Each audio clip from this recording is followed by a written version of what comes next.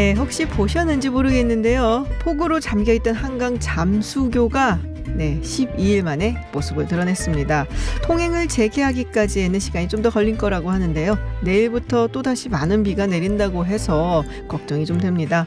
산사태 위기 경보도 여전히 최고 수준인 심각 단계가 발령 중인데요. 지금 할 수 있는 일은 철저한 대비가 아닌가 싶습니다. 그리고 5위에 남원, 구례 등 남부지방 11개 지자체가 특별재난구역으로 지정이 됐습니다. 정부의 조속한 피해 보상을 위해 민주당이 9월 정기국회에서 수해복구 관련 예산을 우선 처리하겠다라고 밝혔습니다. 코로나19 속에 긴 장마까지 정말 역대급 위기다 싶은데요. 그래도 다 지나갈 겁니다. 그러니 기운 내고요.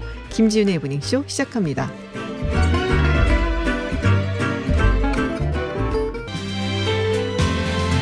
네, 서울타임즈 시간입니다. 오마이뉴스 박정호 기자 그리고 경향신문 박순봉 기자와 함께합니다. 어서 오세요. 안녕하십니까. 네, 반갑습니다. 네, 유튜브 TBS FM 들어오시면 보이는 라디오로도 함께하실 수 있습니다. 네, 오늘 이 여론조사 결과 때문에 굉장히 시끌시끌했어요. 네, 통합당 지지율이 더불어민주당 지지율을 앞섰습니다. 뭐 오차범위 내인 거죠. 내이긴 하지만 그래도 이게 한 3%포인트 이상 앞섰기 때문에 상당히 많이 앞선 게 아니냐. 그리고 처음이죠, 사실은 어떻게 보면은. 네, 이게 2016년 10월 이후 처음이라고 합니다. 그러니까 3년 10개월 만인 거죠. 거의 4년 만인데. 박근혜 전 대통령 탄핵 이전. 맞습니다. 네. 그 탄핵 국면이 딱 시작되는 시점이었어요. 그러니까 그 이후로는 계속 하락세였기 때문에 통합당 이 계열이요. 네. 그래서 이게 4년 만인데 이 내용 먼저 전해드리면은 일단 오늘 리얼미터가 TBS 의뢰로 조사를 해서 발표한 내용인데 민주당 지지율이 33.4%가 나왔고 통합당은 36.5% 나왔습니다. 그래서 말씀하신 대로 3.1%포인트 통합당이 앞선 겁니다. 이 조사는 지난 10일부터 12일까지 전국 성인 1,507명을 대상으로 했고요. 이 무선 전화 면접, 자동 응답 혼영 방법으로 했고 그리고 이 표본 오차는 95%, 신뢰 수준은 플러스 마이너스 2.5%포인트거든요. 그런데 이제 3.1%포인트 앞섰다라고 했잖아요. 네네. 그러니까 이 오차 범위가 5% 내, 그러니까 오차 범위 안에 있는 수준입니다. 좀 자세한 내용은 리얼미터나 중앙선거 여론조사 심의위원회 홈페이지를 참조하시면 되고요. 지금 이번에 이렇게 이제 격차가 좀 뒤집어진 것은 아무래도 중도층에서 좀 희비가 갈린 걸로 보여요. 그러니까 민주당은 중도층 지지도에서 30.8%를 기록했는데 이 전주보다 0.7%포인트 하락한 거거든요. 근데 반면에 통합당은 2.2%포인트 중도층 지지가 올라서 39.6%가 됐습니다. 그러니까 중도층 지지만 놓고 보면은 통합당이 8.8%포인트 민주당보다 높게 나타난 거예요. 그리고 또 이 민주당의 핵심 지지층이라고 볼 수 있는 진보층도 일부 통합당으로 흡수됐다라는 그런 조사 결과도 나왔는데 보통 그러면 이제 무당층으로 빠졌다가 좀 시간이 걸리는데 맞습니다. 원래 이 통합당은 또 잘 넘어오지 않는다라고 그렇게 판단을 하고 있었잖아요. 그런데 이 민주당 진보층에서 민주당은 이제 진보층에서 55.4%를 기록했는데 이게 전주보다 3.9%포인트 하락한 거예요. 그러니까 3.9%의 진보층이 빠져나간 거죠. 그런데 통합당도 역시 보수층에서는 빠졌는데 반대로 진보층에서는 이 16.9%를 기록했는데 이게 전주보다 5.1%포인트 오른 겁니다. 그러니까 이 일정 부분을 가져왔다라고 볼 수가 있겠죠. 네, 통합당 분위기 좋았겠는데요? 네, 일단은 표면적으로는 뭐 부자 몸조심이라고 할까요? 그러니까 표면적으로는 우리는 신경을 쓰지 않는다. 뭐 여론조사는 여론조사일 뿐이다. 이렇게 얘기를 하고 있지만 사실 내부적으로는 굉장히 고무가 돼 있습니다. 특히 이런 분위기 때문에 김종인 위원장한테 힘이 굉장히 쏠리는 분위기예요. 그러니까 의원들이 김종인 위원장한테 대선까지 맡겨도 될 것 같다. 뭐 이런 얘기들도 많이 하고요. 그리고 오늘 뭐 핵심 관계자 한 명 만나봤더니 뭐 이런 얘기를 하는데 이 여론조사가 오르고 있기는 하지만 이게 너무 급격히 올라서 좀 불안하다. 이런 대목 때문에 좀 부자 몸조심한다 이런 얘기들도 기자들 사이에서는 했었고요. 그러면서 하는 얘기는 예전에 박근혜 전 대통령 비대위 때 이 한 자릿수였다가 2, 3%씩 꾸준히 올라서 50%까지 갔었다 그래요. 그러니까 그런 식으로 꾸준히 가는 게 좋지 지금처럼 급격히 늘어나면 또 급격히 빠질까 봐 걱정이 된다 이런 얘기들도 했습니다. 그렇군요. 약간 표정 관리를 하면서 혹시나 이것이 급격히 올랐다 또 빠질까 봐 조금 불안해하고 있다라는 말씀이셨는데 반면에 이제 민주당은 조금 속이 많이 쓰릴 것 같습니다. 네, 뭐 크게 내색은 안 하고는 있지만 이게 여론조사가 경향성을 보여주거든요. 그렇죠. 근데 이게 조금씩 계속해서 민주당 하락하고 있었고 통합당은 상승하고 있어서 이게 어떤 계기를 만들어서 반전시키지 않으면 계속 이렇게 갈 수도 있다. 이런 위기감이 있어요.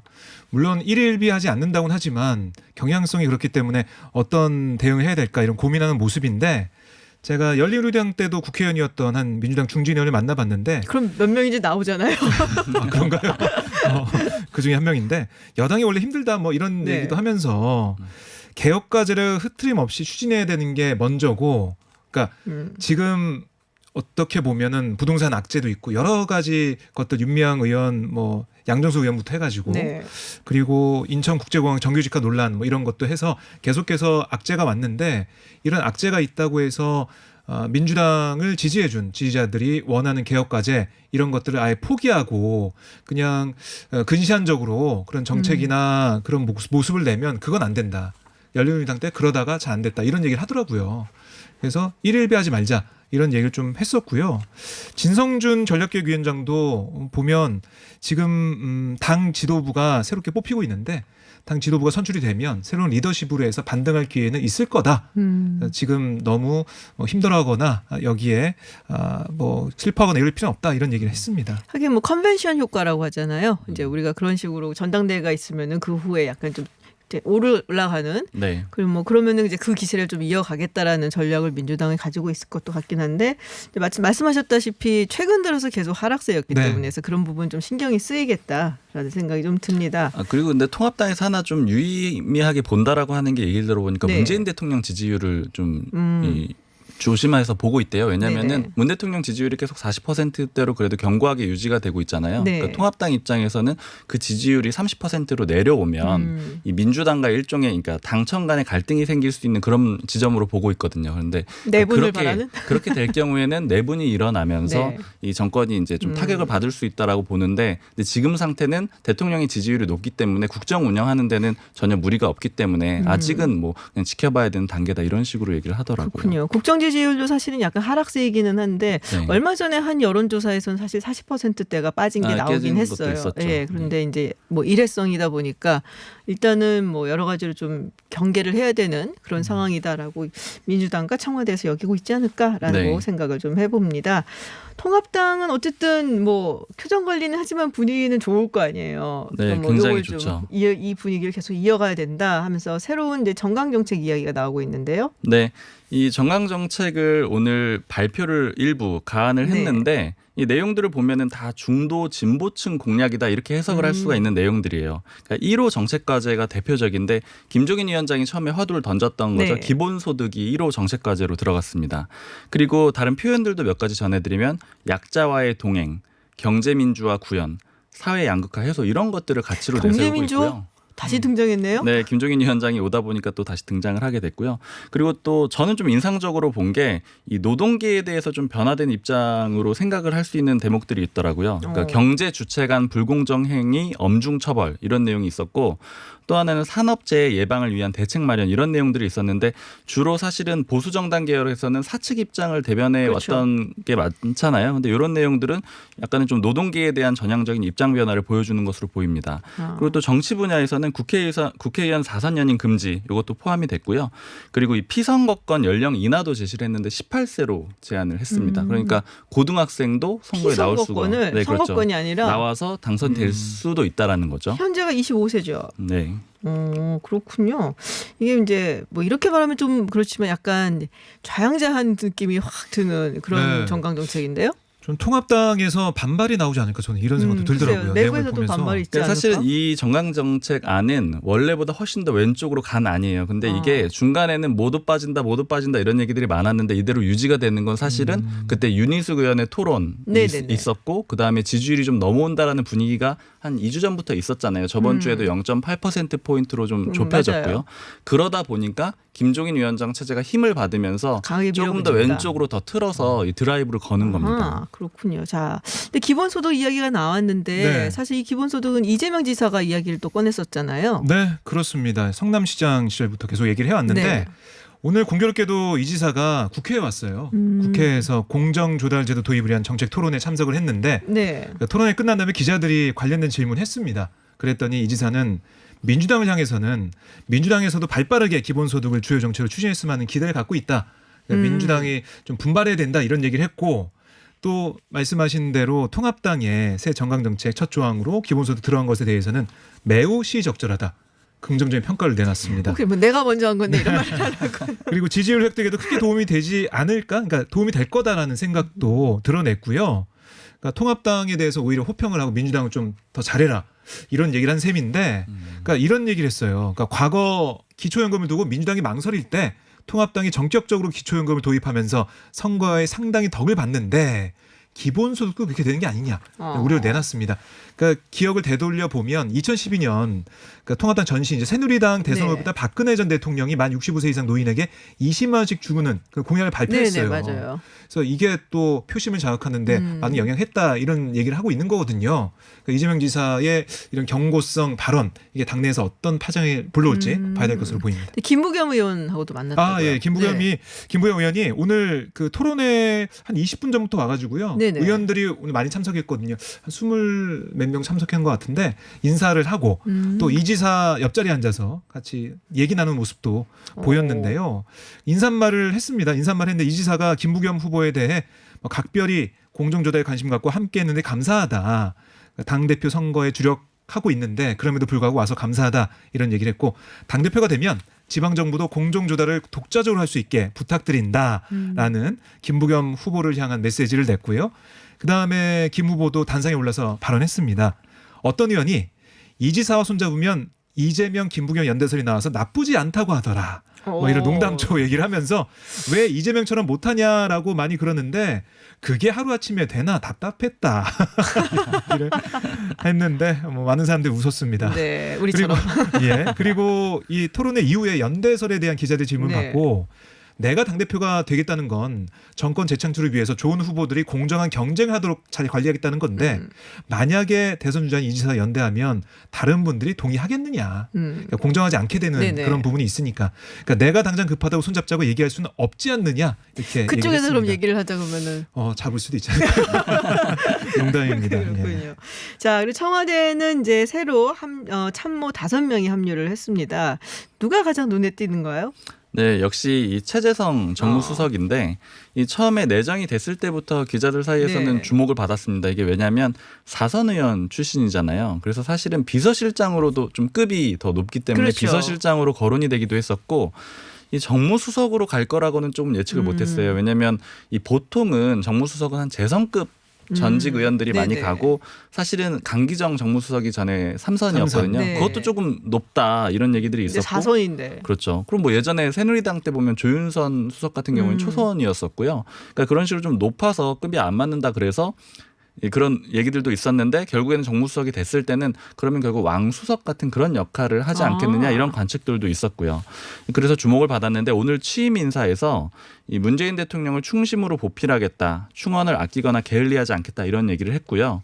또 정무수석의 핵심 임무가 야당과의 협치잖아요. 아무래도 이 최 수석은 이 문 대통령의 호위무사로도 불리기도 했고 또 친문 핵심 인사잖아요.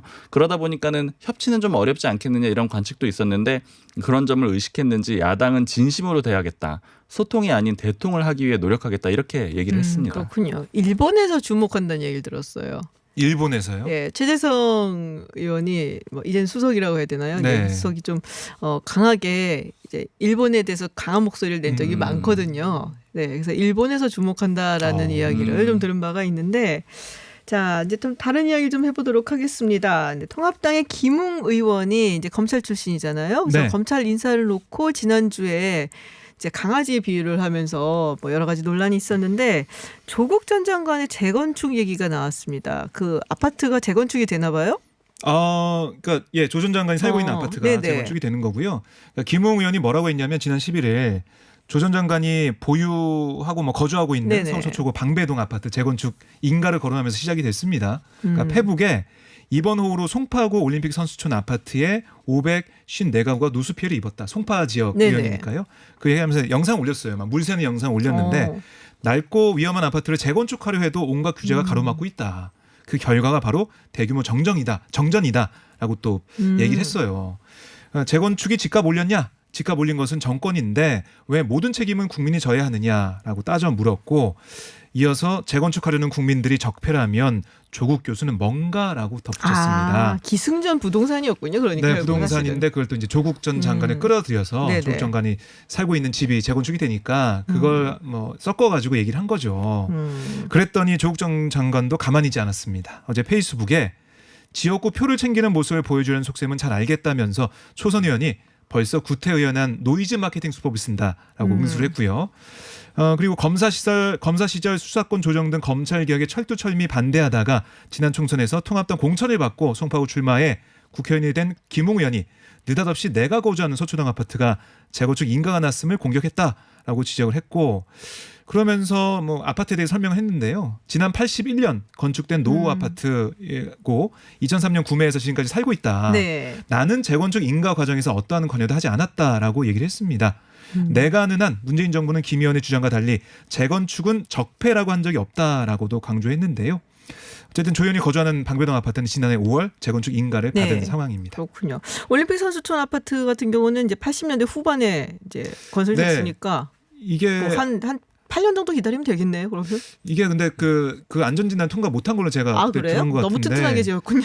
아직은 통과를 못해서 아. 이런 부분이 있는데, 그러니까 안전진단 통과 못해서 규제가 있는데도 불구하고 이렇게 수혜를 입는 상황, 네네. 뭐 정전도 되고 누수 피해도 있고 하니까 김 의원이 그걸 강조하면서 재건축 가로막고 있는 정부를 비판하면서 조 전 장관의 그 집 문제까지 들고 나온 겁니다. 그렇군요. 알겠습니다. 네, 서울타임즈 오늘은 시간이 부족해서 여기까지 들어야 될 것 같습니다. 네, 지금까지 경향신문 박순봉 기자 그리고 오마이뉴스 박정호 기자였습니다. 오늘 고맙습니다. 고맙습니다. 감사합니다. 내일부터 전국의 의사들이 집단 휴진에 들어갑니다. 정부의 의과대학 정원 확대 방안에 반발하며 하루 파업에 들어가는데요. 정부는 오늘이라도 대화를 하자며 대국민 담화문을 통해 환자의 건강과 안전에 위해가 생긴다면 법과 원칙에 따라 대응할 것이라고 밝혔습니다. 김감립 보건복지부 차관 전화로 연결해서 자세한 말씀 나눠보도록 하겠습니다. 차관님 안녕하세요. 네, 김강립입니다. 네, 차관님 제가 항상 TV에서 배웠어요. 코로나19 관련해서 그 브리핑 하실 때 뵀는데, 네, 지금 어쨌든 이 코로나19 장기화 때문에 고생이 좀 많으실 것 같습니다. 예, 뭐 계속 장기화되고 있기 때문에 뭐 저희들보다는 국민 여러분들께서 더 고통이 크시리라고 저희들도 안타깝게 생각하고 있습니다. 네, 그래서 관련해서 조금 여쭤볼까 하는데요. 신규 확진자 수가 계속 나오고 있는데 이게 글쎄 뭐 감소 추세라고 그래도 안심을 해도 되는 것인지 어떻습니까? 예, 그 7월 달부터 한 2주 단위로 살펴보면 평균적으로 2주의 평균치로 보면 7월 전반부에 한 50명, 그다음에 7월 후반부에는 한 47명, 그리고 8월 11일까지 숫자를 보면 한 30명대이기는 한데요. 네. 최근에 이제 뭐 종교시설이나 특히 방문 판매, 식당, 카페 등 이렇게 실내 공간을 중심으로 한 연결고리들이 소규모로 계속 좀 발생하고 있어서 아직은 통제 가능한 범위이기는 합니다만 국민 여러분들께서도 그간 익히셨던 이런 생활 방역의 수칙들을 좀 더 철저하게 좀 지켜주셔야 정부나 또 현장에서 고생하고 계시는 방역 담당자들이나 의료진들이 좀 수고를 좀 덜어주실 수 있을 것으로 생각이 됩니다. 네. 근데 이제 며칠 전에 그 WHO에 보고된 적이 없는 해외에서 유입된 변종 코로나 3건이 발생을 했다라고 했었거든요. 뭐 2건이 아마 파키스탄이었고 한 건이 우즈베키스탄으로 기억하는데요. 이건 뭐 위험하다고 봐야 되는 건지 어떻습니까? 아직까지 뭐 밝혀진 게 없나요? 예, 아직 뭐 WHO에 보고되지 않았던 그런 변이를 이제 저희가 확인을 했기는 했습니다만, 네.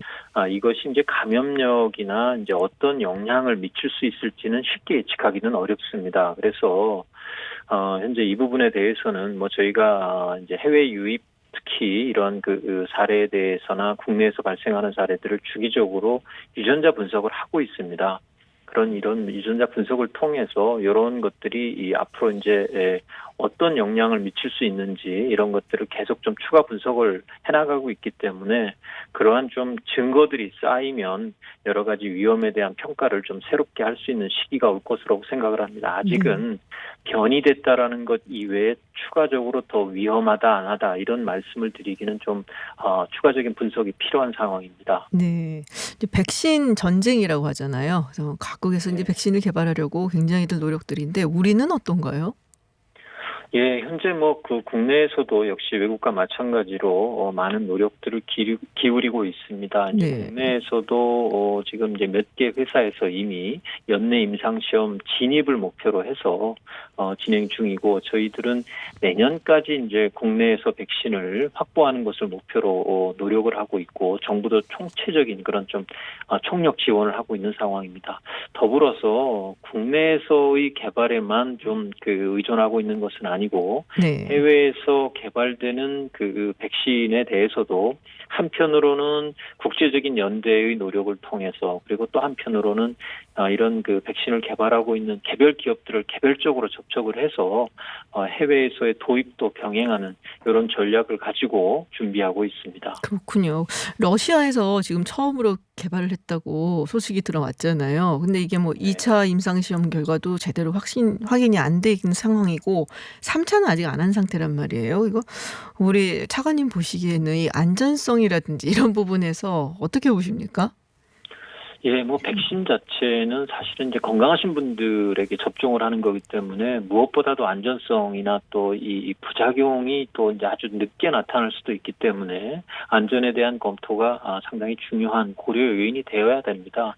저희가 그 러시아에서 개발했다라고 발표한 이제 스푸트니크 네, 스푸트니크. 요 백신에 대해서는 매우 좀 정보를 임상 결과에 대한 정보를 저희가 제한적으로 가지고 있어서 섣불리 말씀드리기는 어려운 사항입니다만 저희도 파악하기로는 아직은 3상을 거치지 않고 임상 시험을 이제 2상까지 진행한 것으로 알려져서 현재로서는 좀 이 안전성과 효과성에 대한 좀 판단을 하기에는 좀 정보가 부족한 상황이다. 그리고 그 앞으로 조금 더 임상 결과 등에 대한 좀 자료가 확보되고 또 백신 접종 현황 등에 대한 좀 그런 동향 등을 저희가 파악을 하게 되면 저희들도 이제 정부 내 전문가 기구인 질병관리본부 또 식약처와 함께 좀 이런 부분들을 검토해서 이제 결정을 해야 되지 않겠나라고 생각하고 있습니다. 네. 자, 코로나19가 사라질 때까지 계속 노력을 좀 해주셔야 될 것 같고요. 오늘 이제 본론 이야기를 좀 해보겠습니다. 내일 이제 전국 의사들이 총파업에 들어간다라고 했는데 지금 상황에서 좀 걱정이 많으실 것 같아요. 정부는 어떤 대책을 세우고 계신지 궁금한데요. 네, 내일 대한의사협회의 이제 집단 휴진에 대해서는 그동안 뭐 여러 차례 저희가 밝히고 오늘 또 장관 담화문을 통해서도 호소를 드렸습니다만 진정성을 가지고 같이 좀 대화를 하겠다라는 입장을 여러 번 밝힌 바가 있습니다. 대화를 통해서 합리적으로 문제를 해결하는 방안이 최우선이라고 생각을 하고 만약에 의협에서 제안했었던 협의체의 구성과 운영을 저희가 이미 수용키로 결정을 하고 밝힌 바 있기 때문에 이런 협의체가 가동이 된다면 그동안 제기됐었던 여러 문제들을 포함해서 문제 해결을 위해서 같이 노력을 할 생각입니다. 그러나 내일 아무래도 집단 휴진이 있게 되면 특히 환자분들과 국민들의 불편이나 또 불안이 있을 것으로 생각을 합니다. 저희 그 보건복지부 그리고 지방자치단체에서는 비상진료 대책을 좀 이미 마련했고 관련된 지침들을 시달을 한 바가 있습니다.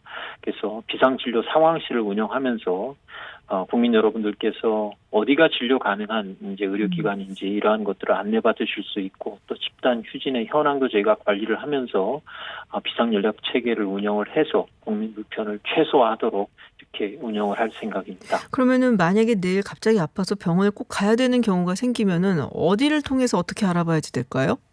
예, 뭐 그 각 보건소를 통해서 그 문의를 하셔도 네네. 되고요. 저희 그 보건복지부의 홈페이지나 여기 들어오시면 관련된 사항들을 안내받으실 수 있는 정보들을 얻으실 수 있습니다. 네, 보건소를 통해서 혹은 보건복지부의 홈페이지를 통해서 관련 사항들 안내를 받을 수 있다라는 점 말씀해 주셨고요. 자, 이번 파업의 그 주요 이슈가 이제 의대 정원 늘리는 거잖아요. 근데 정부가 4천 명의 의사를 추가로 양성을 하겠다라고 이야기를 하고 있고, 그리고 의료계에서는 이제 지금으로도 충분한데 왜 늘리는 것이냐. 그리고 이렇게 되면은 뭐 결국에는 이제 국민들한테도 피해고 물론 이제 의료계에도 피해가 크다라는 이야기인데요. 자, 의대 정원을 늘리려는 이유는 어떤 건가요? 예, 저희가 지금 이제 한 해 3,058명의 의과대학 정원을 10년 동안만 이제 저희가 이제 매년 400명씩, 그래서 결국 이제 3,458명의 정원을 10년은 유지해서 이를 통해서 좀 부족한 의사 인력을 양성하겠다라는 이제 이유를 밝힌 이유는, 가장 큰 문제는 의사의 물론 절대수도 부족합니다만 특히나 그 지방의 대도시 이외의 지역에서의 의료 격차 문제가 의사수 부족에서 나오는 것이 워낙 심각하고, 네. 또 앞으로 우리가 초고령 사회를 준비해야 되는 과정에서도 의료의 양적 확대가 불가피하게 필요할 수 있겠다라는 점도 있고요. 또 기존의 의료에 있어서도 다소 좀 부족한 의사의 의사수 부족으로 인해서 의료의 질적인 좀 저하가 나타날 수 있는 문제에도 근본적으로 대처해야 된다라는 뭐 이런 인식을 가지고 있습니다. 가장 기본적으로 저희가 이제 의사 수에 관한 비교를 OECD 평균하고 네. 좀 많이 하는데, 뭐 저희가 OECD 평균 수준이 되기 위해서는 지금 한 6만 명 정도의 의사가 추가로 필요합니다. 뭐 상대적으로 보더라도 서울 종로 같은 경우는 인구 1000명당 의사가 16분인데 강원도는 시군구 18개 중에 9개가 의사가 1000명당 채 1명이 되고 있지 않은 이런 상황입니다. 네. 그래서 저희들은 뭐 이러한 한시적인 의과대학의 지원을 통해서 기본적인 이런 좀 문제들을 해결하고, 또 고령화 문제는 뭐 잘 아시겠지만 매우 심각한 과제이고 의료의 측면에서는 많은 이제 서비스를 더 요구할 수밖에 없는 상황입니다. 네. 10년 후는 우리 국민 4명 중 1명이 65세 이상의 어르신이고, 또 5년 후가 되면 국민 2명 중 1명이 만성질환자로 예측되고 있습니다. 그래서 이러한 측면에 전반적으로 좀 대응하고 준비하기 위해서는 의과대학 정원이라는 것이 지금 준비를 시작을 해도 네네. 2022년부터 뽑으면 2028년이나 되어야 이제 네. 의과대학 졸업생이 나오는 이러한 문제가 있다라는 점을 말씀드립니다. 지금 이제 몇 가지 좀 여쭤보면요. 제가 이제 차관님께서 이렇게 말씀을 하셨으니까 의문이 가는 부분, 그리고 의료계 주장을 이제 몇 가지 여쭤보면은, 일단은 이제 고령화가 되고 있다. 이미 이제 고령 사회죠. 우리는 사실 고령 사회가 됐을 때, 근데 이제 또 인구는 감소하고 있단 말이에요. 저출산이기 때문에. 그래서 지금으로도 충분하다라는 게 의료계 입장이고요. 그리고 의사 수가 턱없이 부족하다라고 말씀을 하셨는데, 이제 말씀하셨던 것처럼, 그러니까 지적하셨던 것처럼 그 도시와 그 시골의 차이가 굉장히 크잖아요. 그리고 사실 도시에 사는 분들 비교를 해보면은 부족하다고 느끼는 분들이 별로 없을 거고, OECD 기준으로 봤을 때 2017년도 기준으로 보면 1년에 한국인이 의사를 만나는 수치는 16.6회다라고 나와 있어요. 근데 OECD 평균은 6.8회. 그래서 그 수치만 본다면은 사실은 뭐 대도시에 사는 사람들, 도시에 의사가 많이 있는 경우에는 큰 문제가 없는데 결국에는 격차 문제 아니겠습니까? 네. 근데 이제 의사들을 많이 뽑으면 그러면은 훈련된 의사들이 이렇게 많기 때문에 시골 갈까요? 우선 뭐 지적하신 대로 네. 가장 큰 이제 의사수 절대 부족이 심하게 나타나는 것이 이제 소위 지역 의사, 네네. 지방에서의 의료인 부족 문제로 나타날 수가 있습니다. 그래서 저희가 이번에 의과대학 정원을 늘리면서 일방적으로 그냥 의사의 수만 늘리는 정책을 가지고 이 문제를 해결하겠다라는 단편적인 정책을 내놓은 것은 아닙니다. 결국 의사들이 지방에서 네. 특히 그 지역의 학생들을 뽑아서 거기서 국가와 지방자치단체가 같이 장학금으로 학교를 다닐 수 있게 지원을 하고, 네네. 그러고 난 이후에도 물론 법으로 10년간은 그 해당 지역에서 근무하게 하는 의무를 부과하지만 그 이외에도 이분들이 일할 만한 지방의 꽤 괜찮은 병원을 만들어야 됩니다. 네. 그래서 병원들을 통해서 이분들이 일할 수 있는 일자리를 만들기 위해서 저희가 제시했던 방안이 지역 의수병원을 지정해서 육성을 하겠다 하는 부분이 있고요. 이를 통해서 정부가 재정적 행정적 지원을 통해서 그래도 일할 만한 지역의 병원들, 안심할 만한 지역의 병원들을 갖춰야 이분들이 단순히 배출돼서 또 일자리를 찾아 헤매는 것이 아니라 네. 그 지역에서 믿고 지역의 주민들의 건강을 돌볼 수 있는 일터를 만들어주고, 두 번째는 이 수가의 문제에 있어서도 네네. 지역에서 좀 더 많은 수가가 오히려 필요할 수 있는 여지가 있기 때문에 이번에 지역 가산 수가를 저희가 검토하고 논의하겠다라는 점도 말씀을 드렸습니다. 그래서 이러한 노력만 가지고도 물론 가능하지 않을 겁니다. 정부와 또 지자체 또 해당 의료계가 같이 고민해서 네. 이렇게 배출된 학생들이 지역에서 좀 더 머물면서 그 해당 지역의 주민들이 건강과 의료 문제를 책임질 수 있게 해야 되는 이러한 방안들을 더 모색하겠다라는 거고, 네네.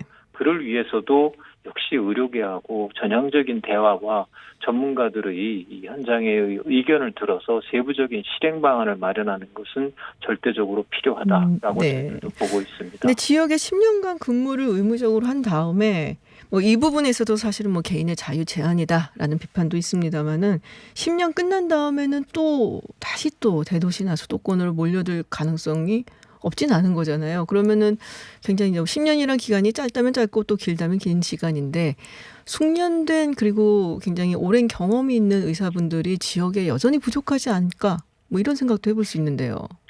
네, 뭐 그 지적하신 바가 또 타당한 부분이 있습니다. 저희들도 아까 제가 말씀을 좀 드렸습니다만, 이 의과대학의 정원을 늘리는 한 가지의 해결책으로 지역 의료 문제를 다 해결할 수 있다라고 저희들 전혀 보고 있지 않습니다. 네. 의과대학의 정원을 늘리는 최소한의 조치가 전제되면서 이 학생들이 결국 공부하고 의과대 의사로서 수련받고 또 현장에 나오는 데까지 걸리는 시간 동안 정부와 지자체 그리고 의료계가 합심해서 같이 고민해야 되는 부분들이, 이 학생들이 공부하고 나왔을 때 지역에서 근무할 수 있는 여건을 충분히 만들고, 또 거꾸로 그 의무 복무에 그 얽매이는 것이 아니라 의무 복무 기간을 마치고 나서도 그 지역에 더 남아서 정착하면서 의사로서의 전문성을 발휘할 수 있는 여건을 어떻게 만들 것인가 네. 하는 것이 이 정책의 최종적인 성공의 목표라고 네네. 저희들 인식하고 있습니다. 그리고 이제 수가 문제를 안 해볼 수가 없는데요. 사실 이 이제 지방에 좀 의사분들 만나기 힘든 경우, 특히 가장 문제가 되는 게 이제 약 스페셜리스트라고 우리가 얘기를 해야 되잖아요. 뭐 예를 들면 뭐 산부인과라든지 뭐 외과의라든지 네. 이런 분들이 부족한 게 가장 큰 문제 아니겠습니까? 뭐 갑자기 이제 또 출산에 기미가 있는데 뭐 가능만한 산부인과도 없고, 이런 경우 굉장히 큰 문제인데. 이게 의료 수가가 낮으니까 사실은 이제 이런 분들, 이런 어려운 과에는 잘 안 가려고 한다, 뭐 이런 얘기도 있단 말이에요. 또 사고도 나기 쉽고요, 사실 산부인과나 이런 부분은. 이런 부분에 대해서는 어떻게 뭐 조정하실 생각은 뭐 없으신지 궁금한데요. 네, 뭐 말씀하신 대로 수가도 그러한 원인의 하나라고 저희들 인식을 하고 있는데, 예를 들면 뭐 외과나 뭐 여러 가지 그 산부인과와 관련된 수가 개선을 위해서 지난 10년 이상을 좀 뭐 저희들 뭐 모르겠습니다. 현장에서 느끼시기에는 만족하기 어려운 수준일 수 있겠습니다만, 수가에 대한 개선의 노력은 계속 해오고 있고, 앞으로도 이 부분에 대한 노력은 충분히 그리고 지속적으로 해야 된다라고 저희들도 믿고 있습니다.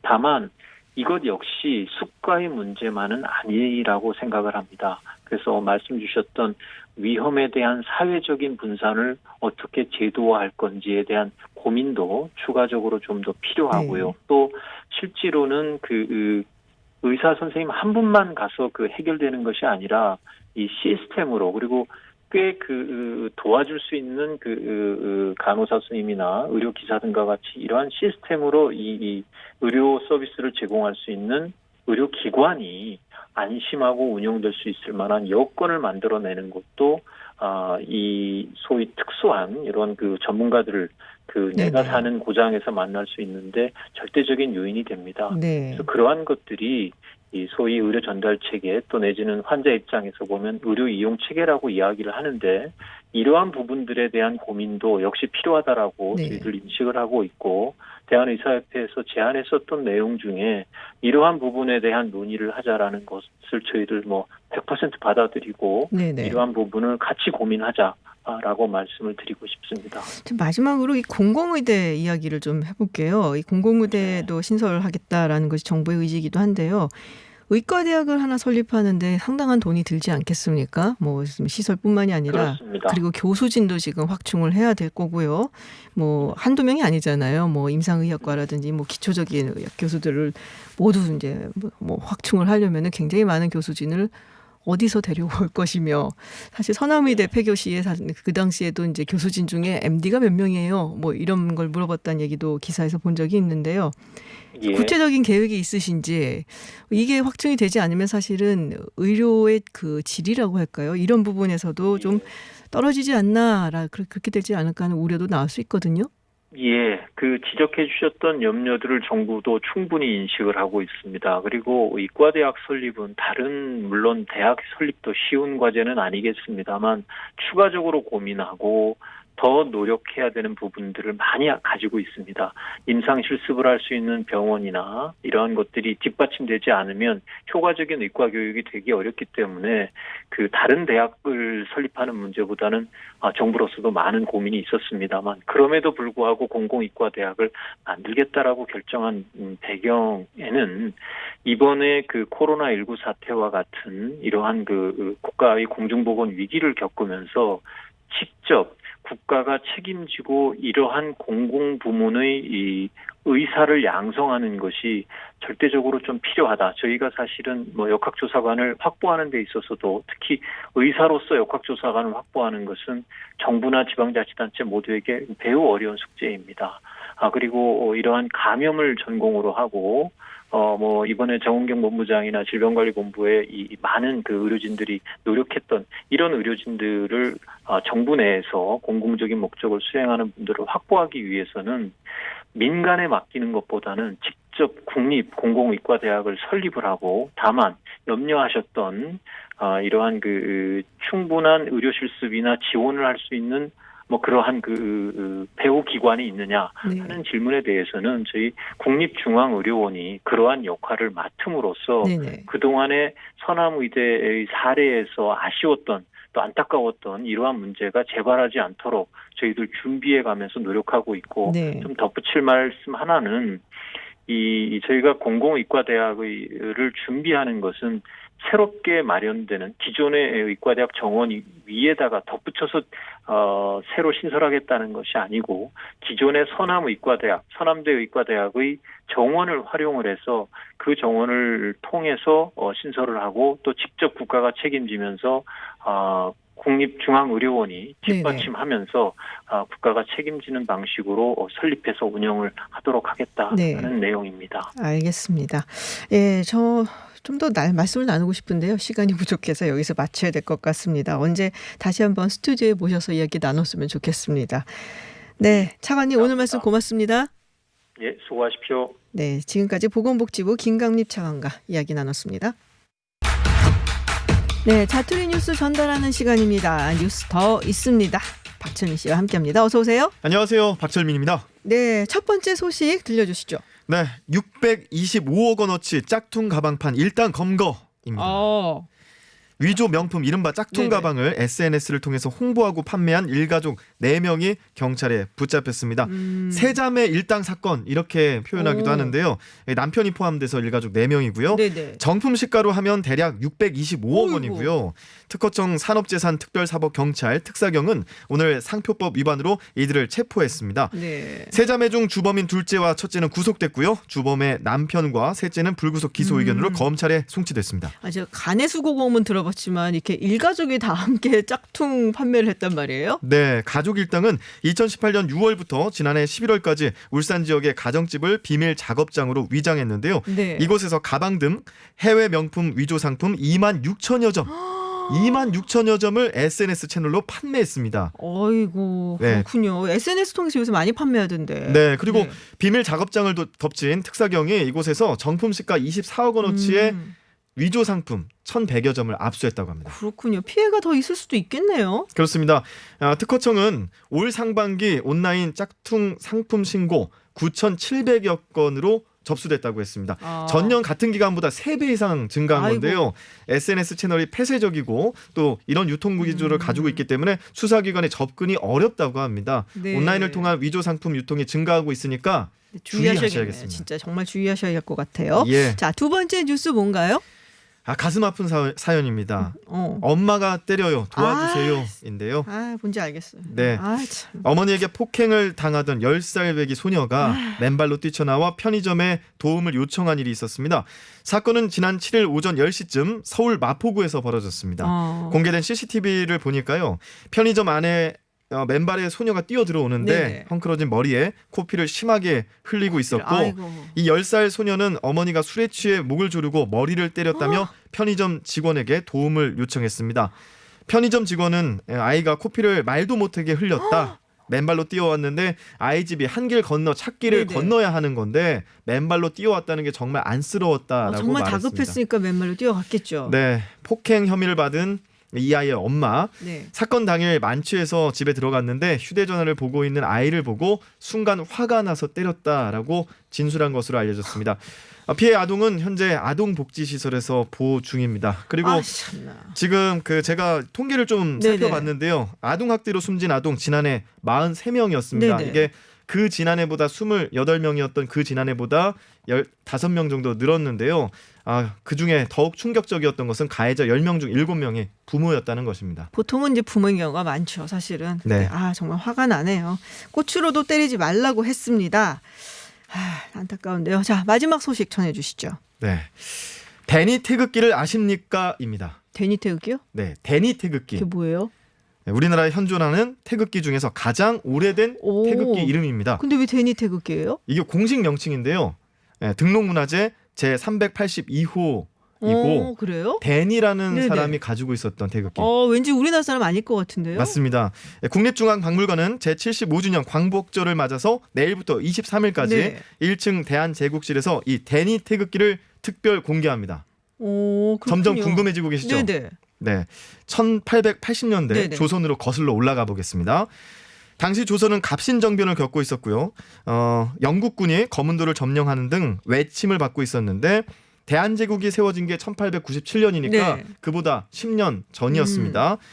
조선에서 있었던 일인데 네. 데니는 미국 사람입니다. 아하. 1886년 청나라 관리의 추천으로 조선의 외교 고문이 됐는데요. 네. 당시에 고종은 자주 외교를 주창하고 있었습니다. 데니가 청나라의 부당한 간섭을 비판하고 조선이 주권 독립국임을 주장하면서 고종의 뜻에 힘을 실어주니까 시간이 없어요. 고종이 감사함의 마음으로 미국으로 돌아갈 때 데니에게 아하. 태극기를 하사한 겁니다. 그게 데니 태극기다. 네, 그 후손들이 90년 네. 동안 보관하고 있다가 한국으로 돌아왔는데요.